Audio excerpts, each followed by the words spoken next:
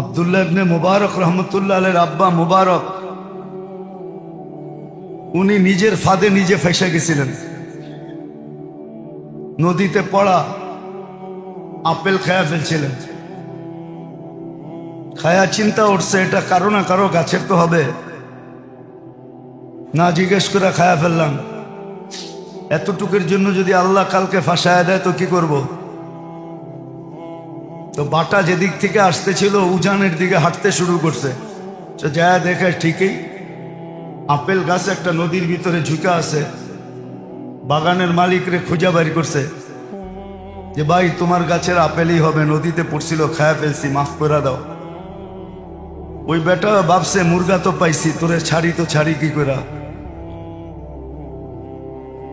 বলছে এত তাড়াতাড়ি মাফ করা যাবে না, বাগানে মালিগিরি করতে পারলে মাফ করবো না, এলে করবো না। বলছে ঠিক আছে করব, মাপ দরকার। দুনিয়ায় মালিগিরি সহ্য হবে, আখেরাতের আযাব সহ্য হবে না। একটু ভালো মতে বোঝেন। কিছুদিন পরে দেখে মালিক খুব চিন্তিত। একদিন সাহস করে জিজ্ঞাসা করছে, মালিক এত চিন্তিত কেন? যখনই দেখি এত বড় বাগানের মালিক, টাকা পয়সার তো অভাব দেখি না আপনার, আপনি এত চিন্তায় থাকেন কেন? তো বলছে বেটা তোর কাছে বইলা কি লাভ হবে? বলছে বইলা দেখেন না।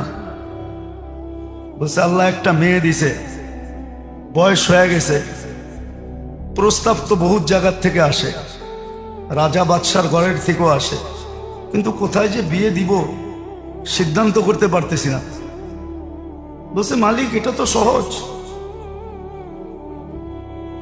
যদি খ্রিস্টানের তরিকায় বিয়ে দিতে চান তাহলে রূপ দেখা দিয়া দেন, আর যদি ইহুদিদের তরিকায় বিয়ে দিতে চান তাহলে মাল দেখা দিয়া দেন, আর যদি মোহাম্মদুর রাসূলুল্লাহ সাল্লাল্লাহু আলাইহি ওয়াসাল্লামের তরিকায় বিয়ে দিতে চান তো দিনদার দেখা দিয়া দেন।